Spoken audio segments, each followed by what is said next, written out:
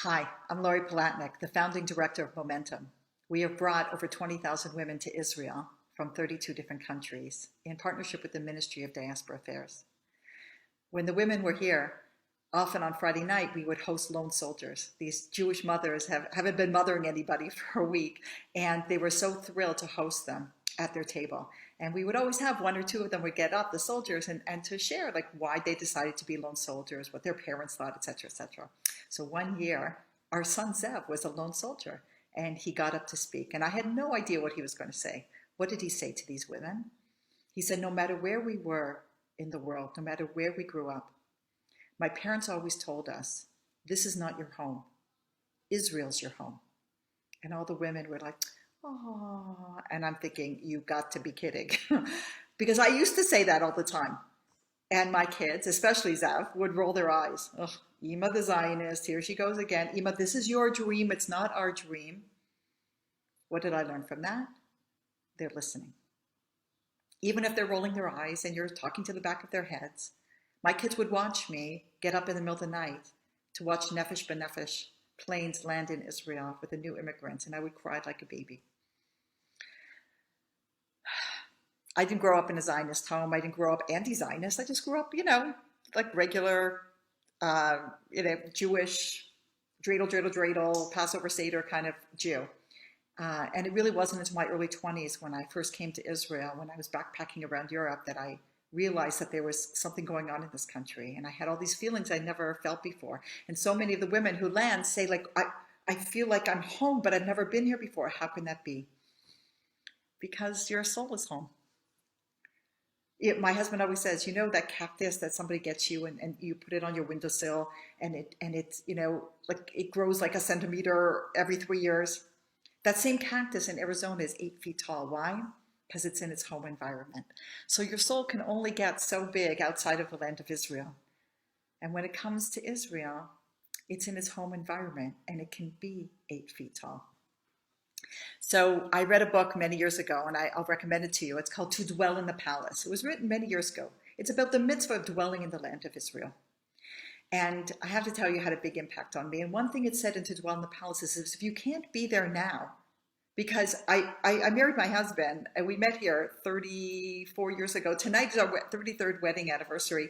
And we thought we were going to live here forever, but God had other plans. And we were outside, in Canada, the United States, and in communities and doing good work. But I never gave up even for one day that I was going back, because it says to dwell in the palace. If you can't be there now, for whatever reason, and there are many reasons, but always be planning that's your finish line. That's where you're going. The finish line could come earlier or it could come later, but it always has to be there.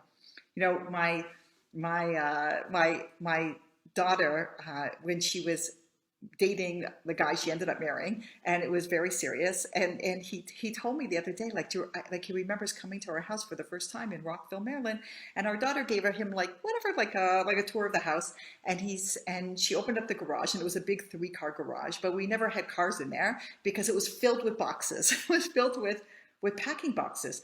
And because whenever I would get a box or a delivery, I would always take the thing out and I would put it in the garage. And our future son-in-law said, what's going on? Like, why are there so many boxes here?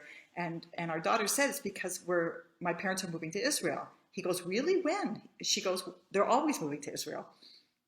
Our son, Moshe, when he was at yeshiva, I remember him coming back to visit during one of the holidays, and he said, why are there so many of the dairy mugs? The handles are broken. I go, well, we use them all the time and they break. He goes, well, why don't you just buy new mugs? I said, because we're moving to Israel. He said, you're always moving to Israel. I go, when the last mug breaks, we're out of here.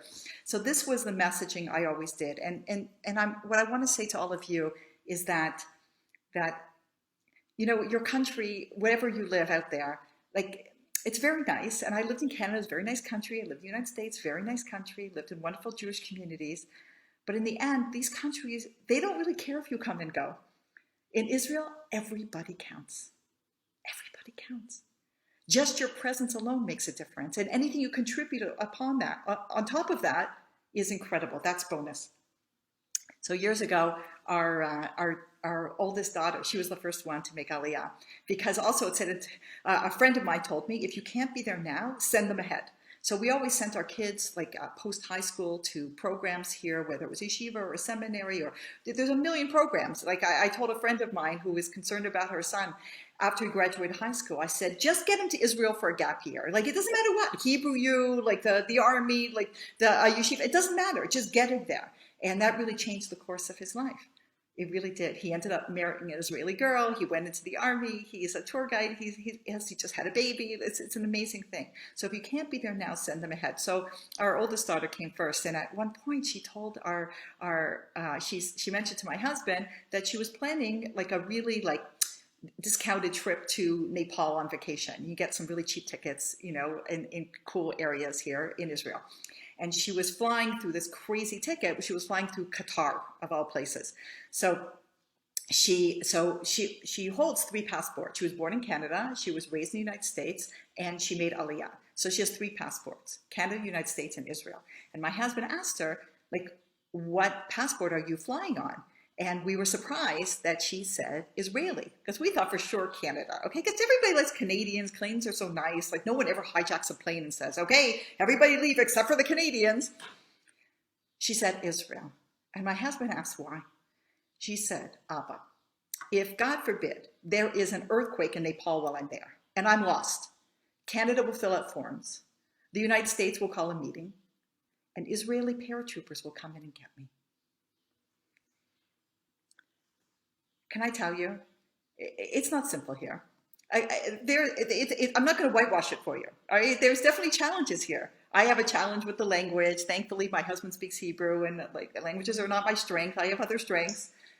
But everybody counts here, and everybody fits here. Whether you're on the left or you're on the right, or you're born Jewish or you became Jewish, or you're married to a Jew or you're not married to a Jew. It's like we're all one big crazy, crazy dysfunctional family, and we're all making it work together. Somehow it works. Why? Because you're home. And I invite you to be part of this incredible, crazy family and help us to make it an even greater, beautiful, prosperous, safe, joyous home. So if you can't be there now, plan ahead. Because if you don't know where you're going, God can't get you there. Can't wait to host you.